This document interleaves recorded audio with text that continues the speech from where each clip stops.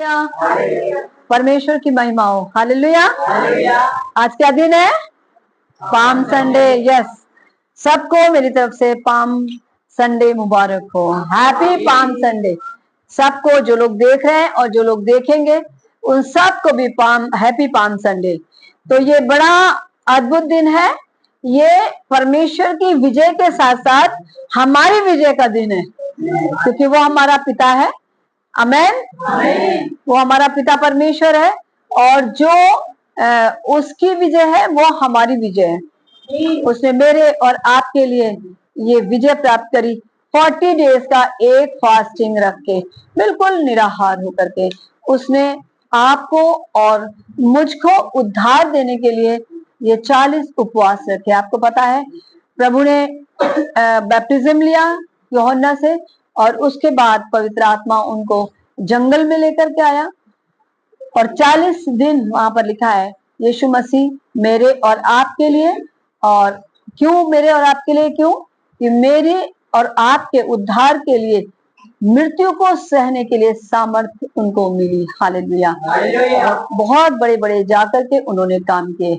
तो आज के दिन जब वो यीशु मसीह वापस अपने घर यरूशलेम आ रहे थे, तब क्या हुआ आप जानते हैं।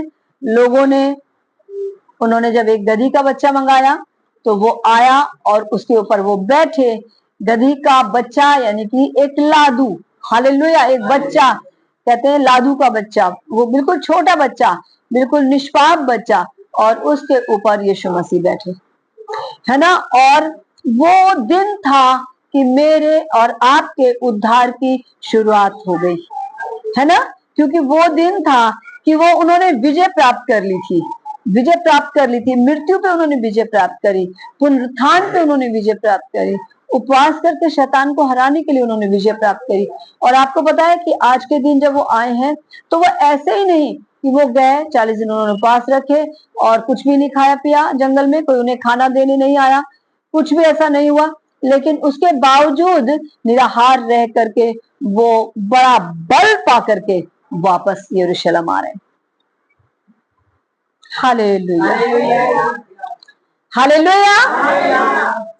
तो जब वो ये बड़ा काम करके यरूशलेम वापस आ रहे हैं, अपने घर वापस आ रहे हैं, तो देखिए जकरिया 9 और 9 में उसमें क्या लिखा है कि बड़ी अद्भुत बातें वहां पर लिखी हैं। अगर कोई पढ़ना चाहे तो जोर से पढ़ सकते हैं।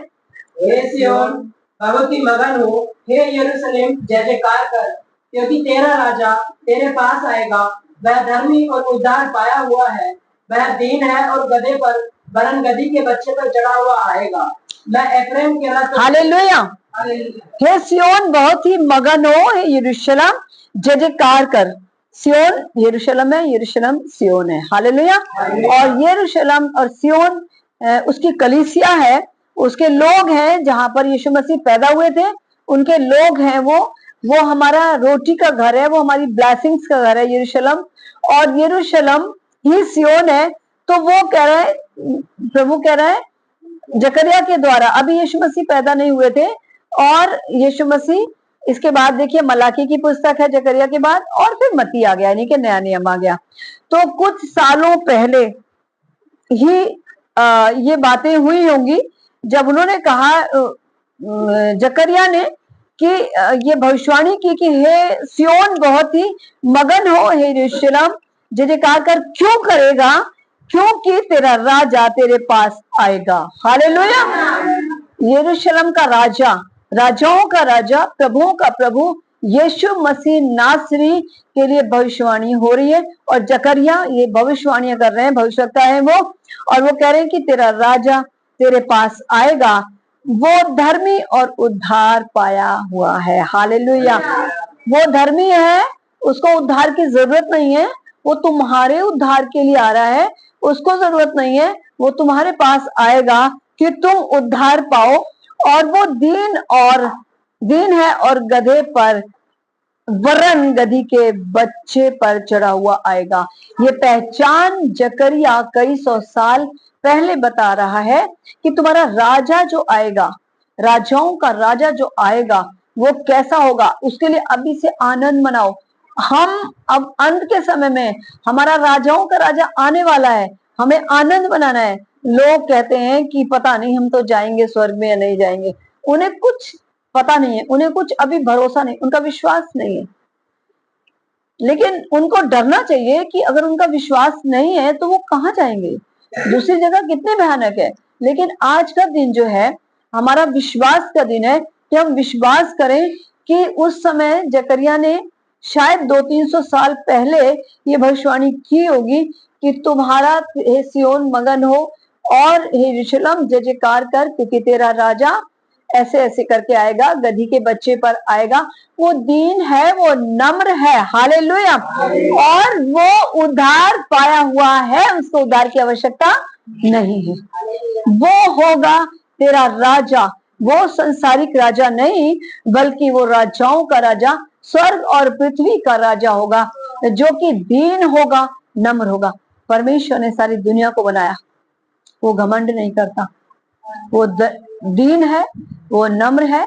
जबकि जो मनुष्य है वो अपनी एजुकेशन पे, सुंदरता पे, धन पे, कितनी चीजों पे वो क्या करता है, घमंड कर सकता है, करते हैं लोग। लेकिन यहाँ पर जो लिखा हुआ है कि वो आएगा और वो एक पहचान है कि नम्र होगा, दीन होगा और लादू पर होगा, लादू के बच्चे, गधे के बच्चे के ऊपर वो सवार होगा। और आज जब हम देख रहे हैं तो ये जो बात है ये लूका में मत्ती 21 में भी 21 उसका 4 से है, लेकिन मैं आपको थोड़ा सा बताऊंगी। 4 वर्ष और 5वां वर्ष है, उसमें साफ लिखा है, सिय्योन की बेटी से कहो देख तेरा राजा तेरे पास आता है, वो नम्र, पहले लिखा आएगा यानी कि विल, यानी कि फ्यूचर में, अब यह आता है मतलब आ रहा है ना। वो नम्र और दीन है और गधे पर बैठा, वरन लादू के बच्चे पर। फिर उसमें 9 में लिखा है, बाइबल बताती है कि उसमें लिखा हुआ है कि दाऊद की संतान को, भीड़ जो है वो कह रही है दाऊद की संतान को होशन्ना, हालेलुया। और लिखा हुआ है धन्य है वो जो प्रभु के नाम से आता है, आकाश में होशन्ना, प्रेज द लॉर्ड, आकाश में होशन्ना। आप और मैं अगर होशन्ना बोलेंगे, अगर जय जयकार बोलेंगे, हमारी आवाज कितनी दूर तक जाएगी, सामने तक जाएगी, गेट तक चली जाएगी और वहां जाके रुक जाएगी। लेकिन वो आकाश में होशन्ना के नारे लगा रहे हैं, आकाश में होशन्ना, हालेलुया। तो जकरिया जो है एक विजय की घोषणा कर रहा है। और शैतान पर देखिए, जब उसने इतने फास्टिंग रखे, यीशु मसीह पहली बार शैतान पर विजय पाया। अगर आपको शैतान पर विजय पानी है तो आपको उपवास रखना है। प्रभु ने कहा ये टेढ़ी जाति बिना उपवास और प्रार्थना के नहीं जाती है। तो जैसे उसने उपवास रखा, उसने टेढ़ी जाति को हरा दिया, उसने शैतान को हरा दिया और हरा करके उसने विजय पाई। इसलिए आज का दिन विजय दिवस भी कहलाता है, हालेलुया। तो विजय दिवस भी कहलाता है और हर वो इंसान के उद्धार के लिए मार्ग खोलता है। और यीशु मसीह जो है 3.5 साल तक उसके बाद काम करते रहे और उन्होंने विजय पाई। कोई भी बीमारी ऐसी नहीं हुई जिसको उन्होंने डांटा और वो नहीं गई हो, हालेलुया। तो वो उसने पूरा जीवन अपना धार्मिकता के साथ बिताया, उसने अपने जीवन को धार्मिकता के साथ बिताया और बहुत ही अच्छे से पवित्रता के साथ बिताया उसने। और जब वो कहता है कि सिय्योन मगन हो और यरूशलेम जय जयकार कर, तो आप क्या समझते हैं, सिर्फ वहीं के लिए कहा? लेकिन परमेश्वर ने हम सब के लिए कहा, क्योंकि वो प्रभुओं का प्रभु और राजाओं का राजा और अद्भुत युक्ति करने वाला जिंदा खुदा है। प्रभु को उद्धार की जरूरत नहीं थी, उसने उद्धार पाया हुआ था वो, और वो उद्धार करने आया था, मेरा और आपका उद्धार करने आया था। और अगर देखिए आप भी कभी कभी आपके ऊपर कोई विपत्ति आती है, कोई प्रॉब्लम आती है, कोई बीमार होता है, तो क्या होता है, आप उपवास रखते हैं, उसके लिए रखते हैं कि नहीं रखते हैं, प्रार्थना करते हैं।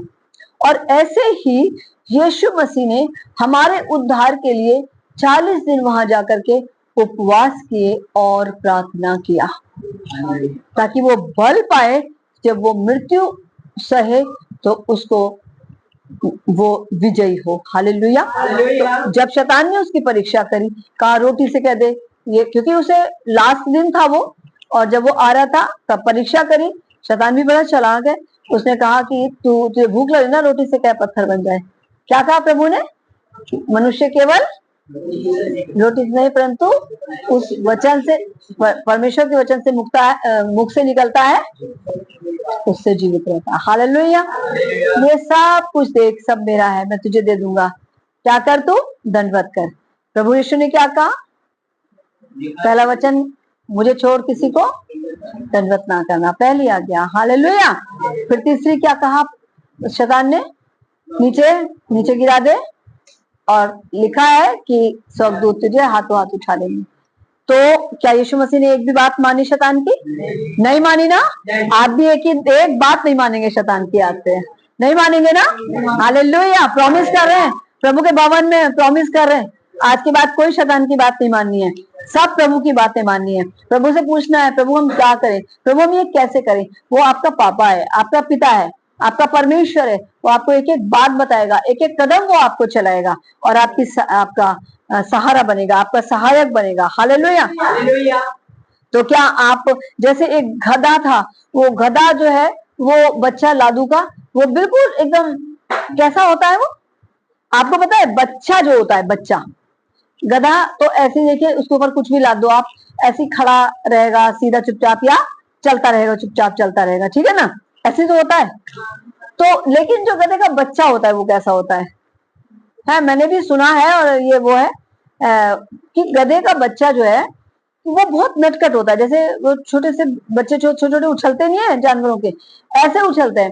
लेकिन यीशु मसीह ने उस बच्चे को बुलवाया क्योंकि वो पवित्र था, उसके ऊपर कोई बैठा नहीं था, तो यीशु मसीह को उसने नहीं गिराया, वो उछला कूदा नहीं, वो खुश था कि राजाओं का राजा मुझे यूज कर रहा है।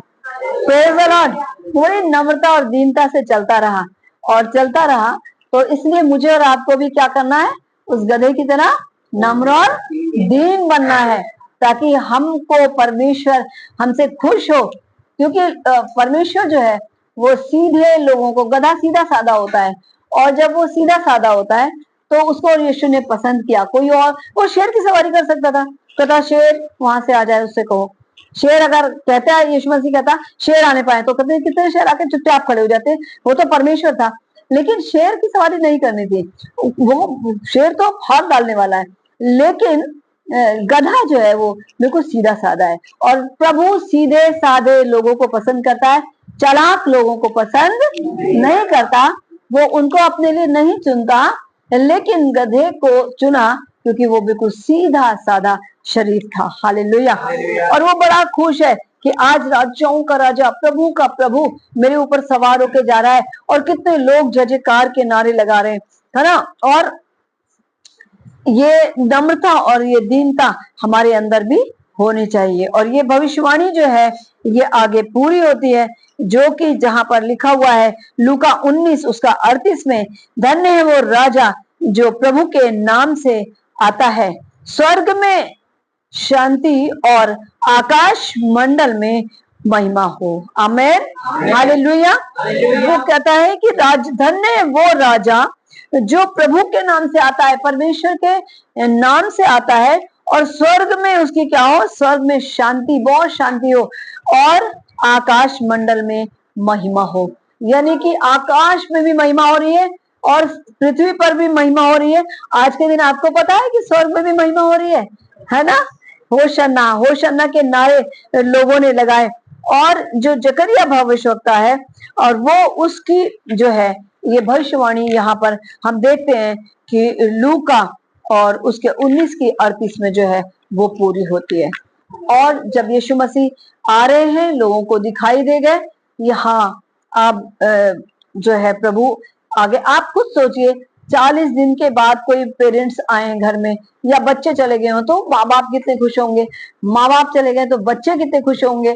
मुझे अच्छे से याद है जब मैं चेन्नई से आई थी, हाँ शायद बॉम्बे से, जब चेन्नई से आई थी, या बेंगलोर से, तो मैं बच्चे वहां चले गए और स्टेशन पे हार वार लेके चले गए और मुझे शर्म आ रही, मैंने कहा कि ये क्या हो रहा है। लेकिन फिर उसके बावजूद भी अच्छा भी लगा और लोग वहां पर देख रहे हैं। अब वो राजाओं का राजा है, प्रभुओं का प्रभु है, जब वो आ रहा है भीड़ बढ़ती जा रही है, बढ़ती जा रही है, बढ़ती जा रही है। वहां अच्छे लोग भी हैं, वहां चालाक लोग भी हैं, वहां फरीसी लोग भी हैं, वहां जलन रखने वाले लोग भी हैं। और तब बहुत ही लोग अपने कपड़े बिछा रहे हैं उनके आगे, और खजूर की, क्योंकि खजूर वहां बहुत होता है, तो खजूर की डालियां लोग काट रहे हैं ऊपर चढ़ के। सोचिए कितने ऊपर ऊपर चढ़ना पड़ा होगा और खजूर की डालियां काटी होंगी, वो बिछा रहे हैं उनके मार्ग में। और वहां पर कुछ जलन रखने वाले फरीसी और शास्त्री भी हैं, और वो कहते हैं, क्या कहते हैं? वो कहते हैं कि तू सुन नहीं रहा है, तू सुन नहीं रहा है। तो प्रभु ने कहा, हाँ मैं सुन रहा हूं, मुझे पता है कि ये क्या चिल्ला रहे हैं। वो क्या कह रहे हैं कि तू सुन नहीं रहा है कि ये क्या कह रहे हैं, तू इनको चुप भी नहीं करा रहा है। एक जगह और प्रभु ने मत्ती में बोला कि अगर ये चुप रहेंगे तो पत्थर बोल उठेंगे। हालेलुया। मत्ती 21 निकाल लीजिए अगर है, और उसका 4 से 9 पढ़ दीजिएगा। मत्ती 21 उसका 4 से 9 आपको समझ में अच्छे से और आ जाएगा। यह इसलिए हुआ कि जो वचन भविष्यवक्ता के द्वारा कहा गया था वह पूरा हो। सिय्योन की बेटी से कहो, देख तेरा राजा तेरे पास आता है, वह नम्र है और गधे पर बैठा हुआ, वरन लाखों के बच्चे पर है।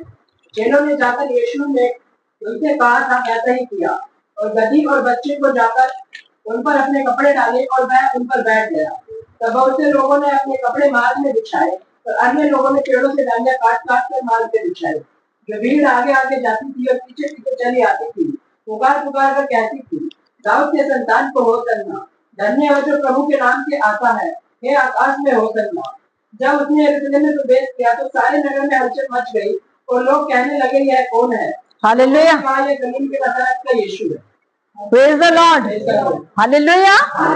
तो जब वो बहुत जोर जोर से भीड़ चिल्ला रही थी और यरूशलेम में जब वो वापस आ रहे थे, लोग कितने खुश थे आप सोच सकते हैं, क्योंकि उससे पहले भी जब बैप्टिज्म लिया, उससे पहले भी प्रभु ने बहुत सारे काम किए थे और उन्होंने देखा था कि ये अद्भुत काम करने वाला परमेश्वर है, परमेश्वर का पुत्र है।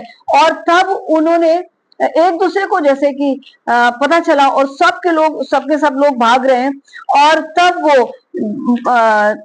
इसी की 9 वर्ष बताती है कि वहां पर बहुत ही भीड़ थी और सब जब दाऊद के संतान को होशन्ना के नारे लगा रहे थे, तो फरीसी और सदूकी लोग जो है वो जल रहे थे और वो कहते हैं कि तुझे पता नहीं है क्या कर रहे हैं, ये चिल्ला रहे हैं और तू इनको डांट नहीं रहा है। तो प्रभु यीशु ने तब बोला था कि अगर ये चुप रहेंगे तो पत्थर बोल उठेंगे। हालेलुया। तो कितनी अद्भुत बात है कि जो लोग नहीं भी जानते होंगे वो भी उस भीड़ में होंगे और लोगों ने अपने कपड़े उतार के उसके आगे बिछा दिए, यानी कि अपनी इज्जत उसके आगे रख दी। उसके पैरों के नीचे सब कुछ था और वो गधा उस प्रभु यीशु मसीह को आगे लेकर के जा रहा था।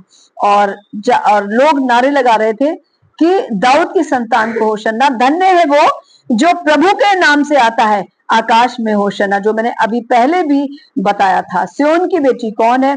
सिय्योन की बेटी कोई स्त्री नहीं है।